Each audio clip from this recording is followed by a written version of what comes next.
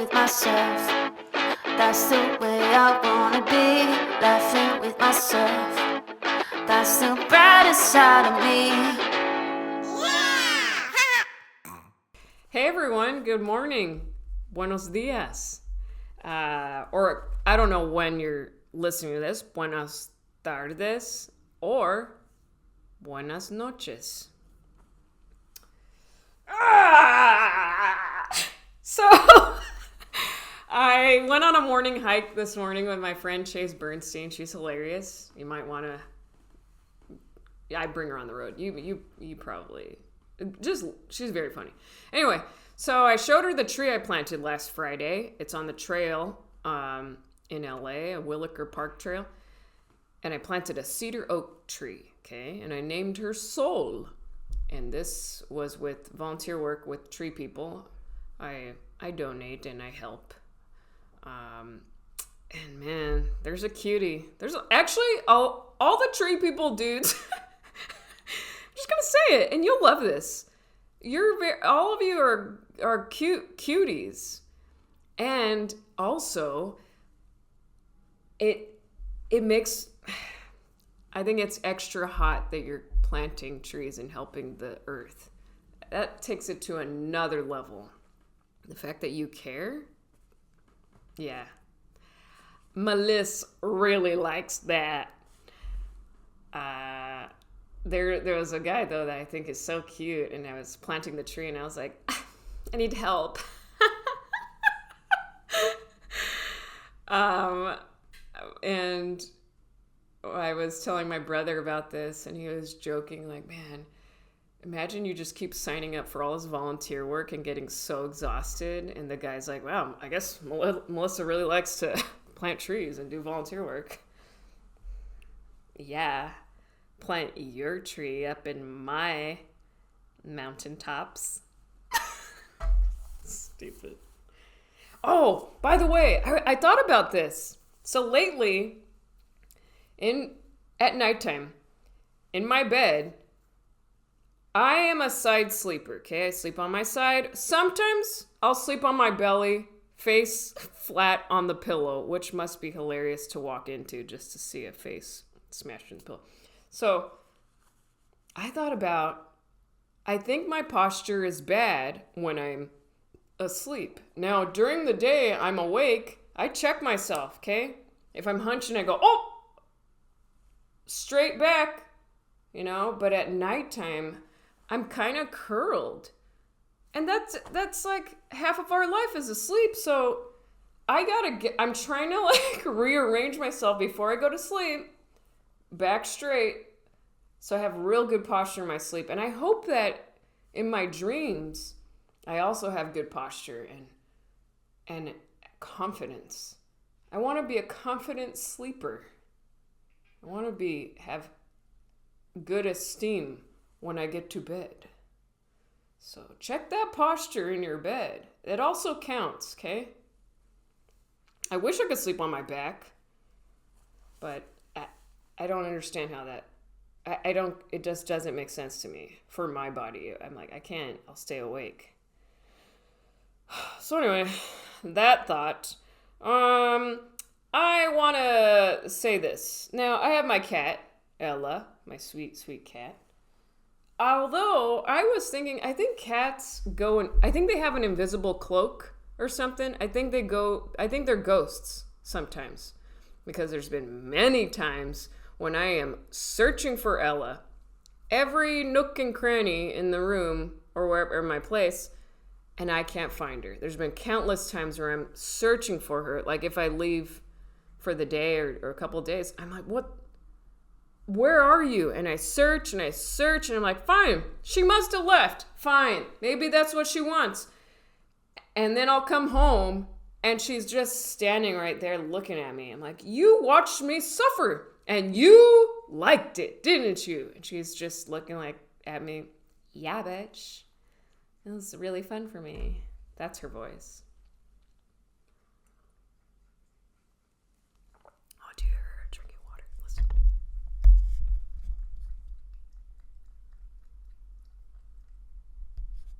So cute. She's drinking her water. Yeah, drink your And sometimes I take Penny out, my dog, out to pee. But I really have to pee, so I don't look at her because then I need to go. And I stomp my feet, waiting. I'm like, hurry up, go pee, because I gotta run inside. And I'm stomping. That's how I have to hold in my pee. I just have to keep moving around and not look at her. That must be so funny to I'll just stomp and go, okay, go. That's that thought.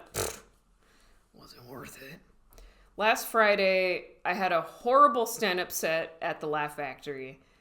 It just, I don't know what was going on, but I started to just feel nothing was working. And even the oldies, the strong bits, I would start and try them, and then they wouldn't really give me much laughter. So then it started making me panic, and then I noticed I was stuttering on stage, and it got to a place where I felt the fear of, like, when I'm, when you're a kid and you really feel afraid. That's what was happening up there, and I started I was like, can I go? I kept asking, I'm just gonna go. No, I want to go. I can't do. And that's my thing. If something gets to a point where I'm frightened or my feelings are hurt, I want to run. I want to run to my room. And that's how I was as a kid. If I'm losing in Monopoly or a basketball game outside with my siblings, I'd be like, I'm going to my room. And they're like, fine, you big baby. But after the stand-up set, it kind of cut to the core and it really hurt. And I haven't and it happens every now and then with stand-up. And it's kind of a good thing, even though in the moment, I got in my car and I start crying, and I get to a place where I'm like, why the hell did I choose this? This is the hardest thing, and it hurts, and I'm too sensitive. I'm not as tough as those other comics are. I was just like, it was a good cry. So one, I think I needed that cry. It's been a while since I've really cried. It felt good. And two, I don't know what two is. But let's just say it ended up being fine. And I think it's good to have those little moments. It was necessary. And I had 3 shows lined up that night, so I skipped the second one at the Comedy Store. I couldn't muster it up. And I called the Comedy Store, and thankfully, that's what's cool about people in the comedy biz. One of the ladies that works there, she was like, don't even worry. This is your home. You are here. You are always part of the family. And it brought me so much comfort. And they know, I think people in the comedy business, they know we could go dark so fast and hate ourselves so fast.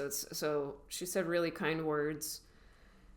And then I zipped over, waited a little bit, and then I went over to the Improv, had another set there, and that was a lot better. Also because my friend Craig Conant gave me a little microdose of mushrooms. And I gotta say, a tiny, tiny little piece really helped me get to that little sillier place. And I will say, that was great. That was good stuff.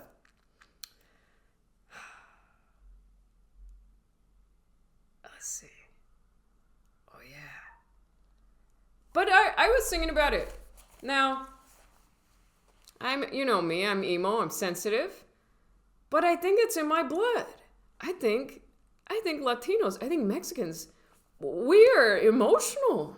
And I've been listening to a lot of songs that I grew up listening to. A lot of Maná. I saw them in concert, by the way. Woo! They were good.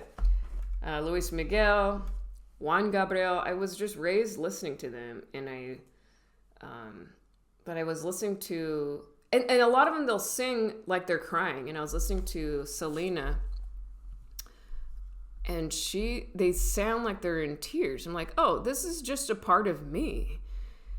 I was listening to Tu Solo Tu, and the chorus, she goes, Tu solo tu, haciendo de luto mi vida, abriendo una herida en mi corazón. Like it sounds crying. I'm like, oh, this is part of me.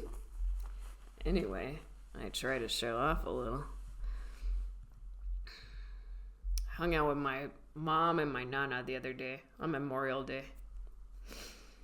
And I'm picking up, I understand Spanish a lot better now. It's like coming together because of my lessons. I'm like, damn, this is cool.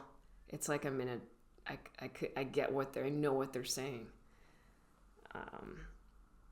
But it's a lot of chisme. They talk a lot of shit. They really do. My nana and my mom, they're talking about ugly chicks. They're like, eres mujer está muy fea. I'm like, geez, why are you guys so... And then I thought about when I was a kid, a lot of my Saturday morning cartoons, we would watch cartoons, and we were so used to, because every Saturday my nana would come over, have coffee with my mom, and my siblings and we would watch one Saturday morning. It had an Animaniacs. I forgot what other cartoons, but my memories is I'd watch Animaniacs, but I'd also hear in the background, I'd hear my nana and my mom kind of quietly speak Spanish. And I'm eating my cereal. I'm like, guys, shut up, please. You know, I wanted to say that. I couldn't. I would have gotten spanked. But I would, my memories of Animaniacs is a lot like, we're Animaniacs. And then I'd hear, pero me está de marquenecita. Pero como no, así. Pues, that's what I hear. That's what my memories is. I think my mom does this thing. She knows I'm emo, okay? My mom is not an emo person. She'll do this thing where she indirectly scolds me. Like she'll see a little hoodlum. Is that a word? What is it? Hoodlum? I better be careful. Troublemaker. A violent criminal or a gangster. Anyway, so a person that's up to no good. Yeah, so if my mom sees a person that looks like a troublemaker on the streets, she'll go, oh, look at that guy. Oh, how dumb. And he has tattoos, and I have tattoos. She'll be like, look it out. He looks awful. And I go, yeah. But I have a bunch of tattoos. And then she'll also talk about, you know, a new generation today. They can't handle things. And she'll be like, they're just too sensitive. They're too sensitive. And I know she also means me. I mean, she read my book. Very sensitive. But it's okay. Well, I gotta finish watching The Mother, J-Lo's movie on Netflix. Yeah, watch it.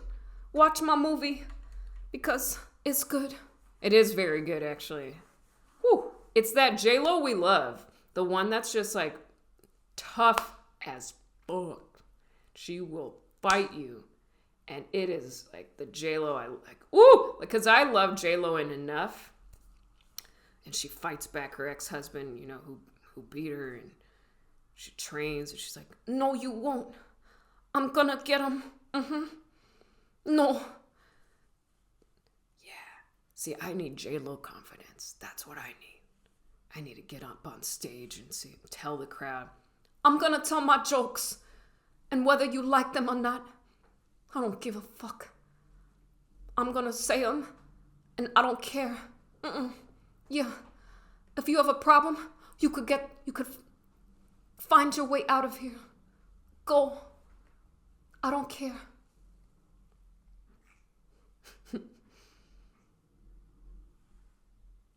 Oh, I proposed this question the other day on my Instagram stories, and I'd like to leave the episode with this.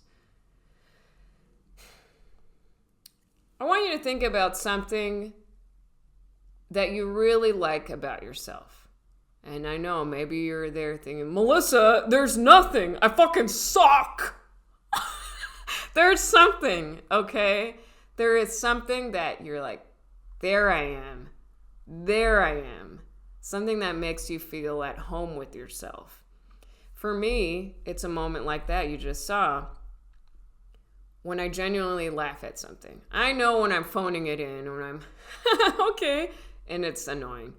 But when I genuinely laugh at something, I feel warmth. I feel a sunshine feeling.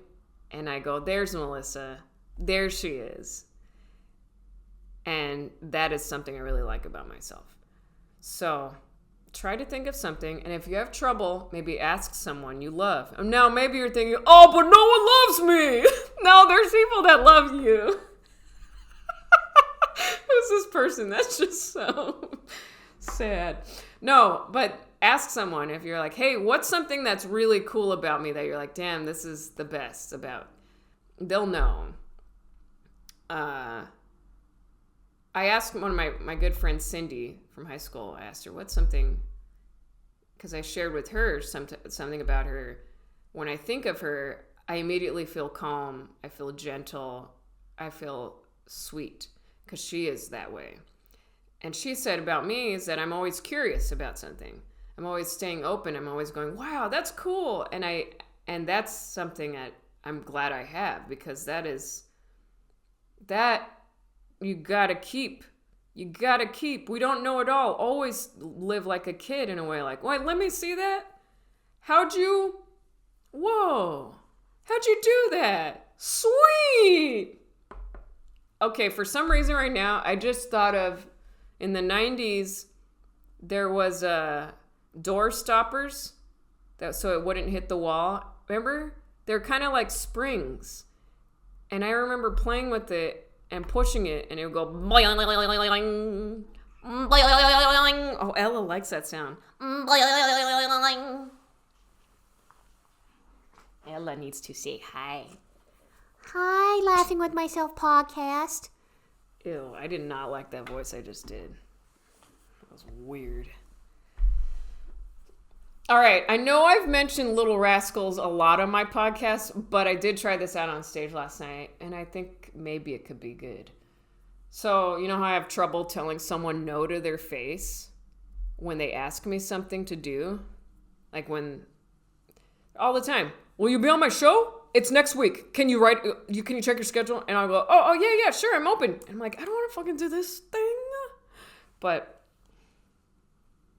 I think my way out of saying, the way I could say no thank you, if someone says, hey, you want to be on my podcast? I could say, as in a Little Rascals voice, no thank you, because they can't be that mad. They'll be like, oh, that's cute and weird. If a dude's like, oh, hey, Meliss, you want to be on my podcast? I could just go, no, thank you. And then they'll be like, all right, I'm going to back up. That was weird. I don't want you on anymore. Good, because I'm tired. I don't want to. You guys, have a wonderful weekend. Be good to yourself when nobody else will.